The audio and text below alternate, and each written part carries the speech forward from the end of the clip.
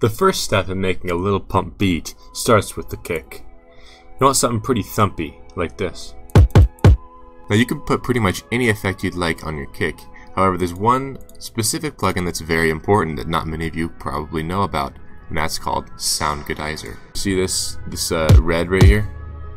That's called clipping. That's what you want. Yes, that's what we want. Now you're going to want to grab some snares, generic trap ones preferably,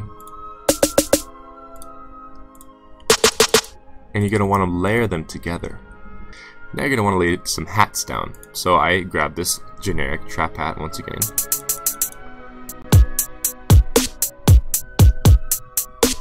Now we're going to move on to the bass sounds. I get a generic trap 808. Notice how these are all from the same free kit that you can get online. You're going to want something that sounds like this. So now we got our pattern down. We're going to want to change this bass sound a little bit. Make it sound a bit thicker, you know. And how we're going to make it thicker is we're going to add a little plugin called Camel Crusher in addition to a Sound Goodizer. Now Camel Crusher gives it that nice gritty distortion. I'll let you have a listen. Oh yeah, you hear that. You can hear that nice sandpapery sound, you know, that tickles the ears.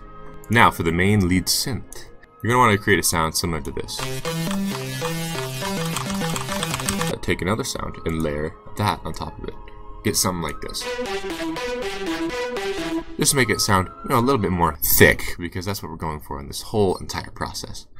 Thickness. I mean, that's what I'm always going for. Now with both these sounds, make sure to put down a really elementary synth pattern, such as this. So now you're going to want to go to the playlist and start putting this track together. You can loop this one bar motif for however long as you want. It doesn't actually matter. You don't need any modulation at all, because when listening to a little pump track, you're spending enough time just figuring out what he's saying. One very important part to every little pump beat is it has to pause and stop completely, seemingly randomly throughout the track. To do this, I added volume envelopes. You're going to want to add some miscellaneous percussion, like crashes and whooshes. At this point, your beat is basically complete, and you're going to want to start thinking about lyrics. Now, Lil Pump lyrics are actually very complex. There's only a few words that you can use, and you have to know when to use them in order for them to work.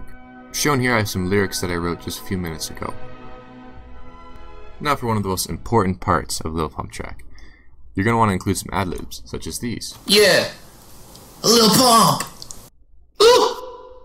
Skirt. Now this gives the track a little bit of flavor, you know, a little bit of attitude. And right from the get-go, your listener is going to know this guy means business. Another benefit to a Lil Pump track is that there's no mixing or mastering stage whatsoever, so you can just go ahead and play your track. And so, here's the final beat. Yeah, a Lil Pump. Ooh. Skirt. Getting weed into my veins. I got shit I can't explain. Right through this endless pain.